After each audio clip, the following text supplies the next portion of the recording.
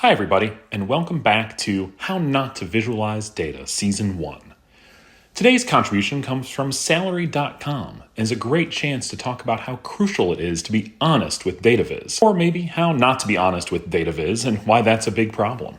This visualization shows stay-at-home moms' median annual salary both pre-pandemic and in 2020/2021. Now, this isn't a self-contained graph, but the article around it said they basically aggregated salaries for all the jobs that stay-at-home moms do, things like cleaner, cook, nanny, assistant, etc., and then they took that to get this measure. It's not ideal to have to read an article to know what the graph is, but that's a rant in another episode. A quick look at the graph shows that salaries for stay-at-home moms have doubled since pre-pandemic. Wait, that can't be right. Let's look again. So the bar on the right here is definitely about twice the size as the one on the left. Oh, okay. So now that I look more carefully, the scale on the y-axis doesn't start at 0. It starts at the perfectly natural value of $174,000. I think everyone has this story, but my Meemaw used to always tell me, if you don't start a graph at $174,000, why are you even graphing? Wait, no one else has that story? No, of course not. That story's absurd.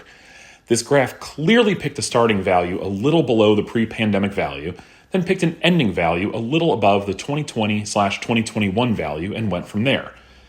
But as humans, we look at bar graphs as a total area, compare those in our head, so this is a problem.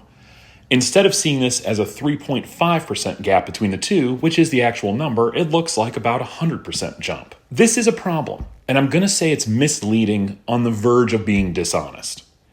The point of data visualization is to share what the data say in a clear, easy to understand way, and the choices you make affect what people see in that first impression. This gives a wildly different first impression than what the data actually say, which is a major problem and something to be avoided at all costs. Instead, what I think happened was a writer wanted to tell a story about the massive jump in value of a stay-at-home mom during the pandemic, realized it was only a 3.5% jump, and told someone to find a way to make the viz match the conclusion they'd already reached.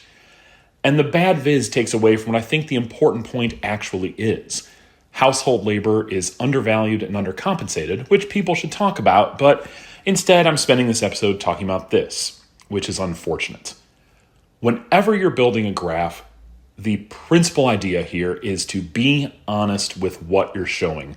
Let the data speak for themselves, let the readers draw accurate conclusions, and go from there. This graph unfortunately fell a little short there. That's all for this episode. Join me next time for the latest in fundamentally bad data viz.